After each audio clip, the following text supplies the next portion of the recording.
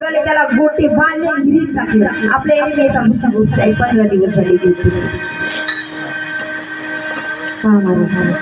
आणि 4 दिवसांना कळलं की लोकांची सगळे आपण कळलं की पोरगा कबड्डी मध्ये होता.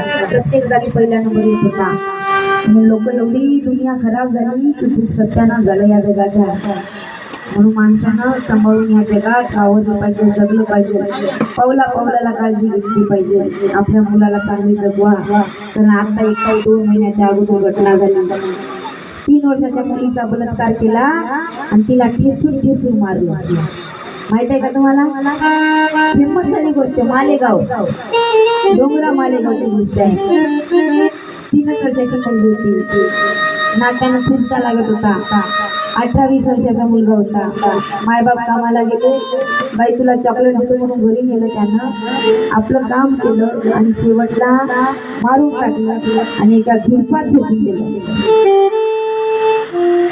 जेव्हा मायबाप घरी आले संध्याकाळच्या टायमाला, सगळीकडे शोधलं मुलीला, मुलगी भेटली नाही. सगळ्या लोकांना विचारलं तर ह्या मुलासोबत घरी गेली. त्या मुलालाही जाऊन विचारलं. त्या मुलाने सांगितलं आली होती घरी, चॉकलेट केलं आणि परत गेली.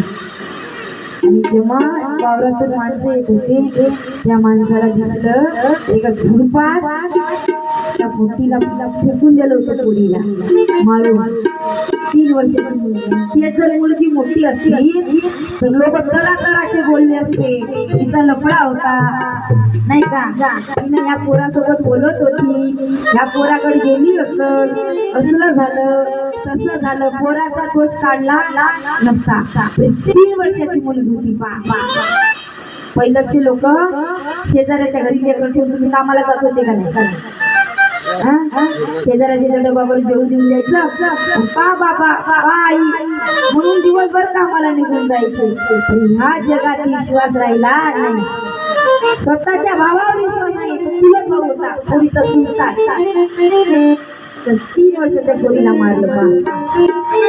काय वाटलं असेल त्या आईला?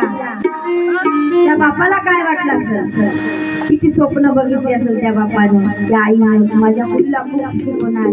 रोज वावरातून आलो मी कामावून आलं की ते मुलगी माझ्या गळ्याला बिलगून मला बोलायची बाबा बाबा म्हणून लाड करायची. दुकानात न्यायचं, इकडे न्यायचं, तिकडे न्यायचं. आणि शेजाऱ्याचं बाळ अंगणात आलं त्या आईच्या बापाच्या डोळ्यात पाणी येत असेल.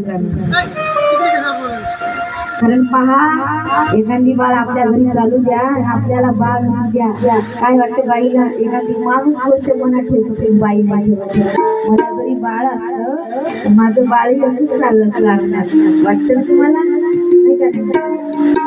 आता तुमच्या मुली सासरला गेल्या, तुमचे मुलं बाहेर गावला गेले आणि बुड्डा बुडी जर घरात असले आणि 4 दिवस नातू घेऊन भेटायला आले गावला गेले, तुम्हाला नाही वाटत का लोकांची लेकरं बघून माझा नातू असता तर खेळला असता, मांडीवर बसला असला, मला दुकानात नाही म्हणलं असतं, आजी दुकानात नाही ना म्हणलं असं नाही का? तर त्या मायबापाला काय वाटलं असेल नाही का? आईला वाटलं बाळ अंगणात चाललं.